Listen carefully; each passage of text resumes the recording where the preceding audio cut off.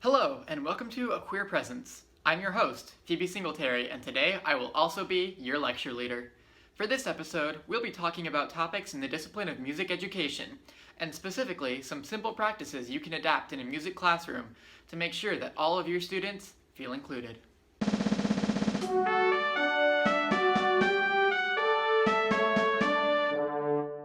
The first thing we need to address here is that no matter where you teach or what you teach, you are at some point going to have students who identify as part of the LGBTQ plus population. Whether or not you're aware that you're teaching these students is up to you, because in the majority of cases, their comfort in your classroom is going to be determined by whether they're included in your teaching. One of the most common ways students get excluded from the music classroom is in the case of non-binary trans students, who, despite some belief to the contrary, exist at all ages and can find themselves alienated when teachers use monikers that reinforce the gender binary. Things like boys and girls or ladies and gentlemen may have been ingrained in our culture over the past couple hundred years, but they're astonishingly easy to avoid. Try using language more broad in scope. For elementary music classrooms, try referring to the students in your classrooms as music friends, musicians, friends, or something along those lines. For your older students, a simple everyone, folks, or even, if you're in the South, y'all will work. And of course, feel free to create your own monikers as well. Just make sure they work to acknowledge the existence of all of your students. On the subject of acknowledging, let's stop pretending that a composer's sexual or romantic orientation is irrelevant to the works they've produced.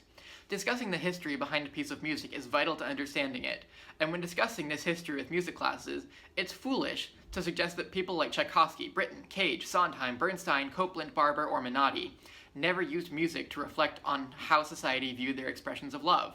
If we stop tailoring our teaching to omit these key details from composer biographies, and instead discuss how they might have had an effect in their own times, students gain so much more than extra biographical information. Not only will our students develop a greater understanding of the music they're playing, but students who can relate to these pressures might begin to feel more comfortable embracing music as a form of expression. The more people we can inspire to develop personal connections to their art, the better, and by providing examples of, and safe and inclusive spaces for, LGBTQ plus musicians, we're likely to get more of our students on board. Changing your teaching habits to be more inclusive doesn't take too much effort, and it's certainly worth it to make sure all students feel welcome in your classroom. As part of our show, we like to hold a Q&A session with our lecture leaders. Since I acted as lecture leader today, we're going to have our publicist, Beck Roberts, asking me the questions. Go ahead. So how does your identity intersect with this topic? So, I am a musician, and I grew up in music classrooms, throughout the entire, I play viola, and I was often in the context of being in a music classroom, and I'm studying music education.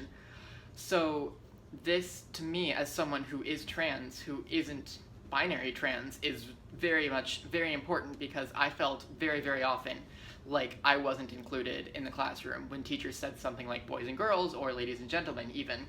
I just felt like they weren't acknowledging my existence, and I didn't feel comfortable with the way this built up over time, with staying in the classroom, with being there, until finally, I felt like I couldn't be myself. I couldn't come out to these teachers.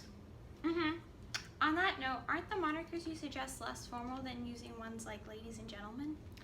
Well, that's kind of an area of conflict right now, and something I've been thinking about.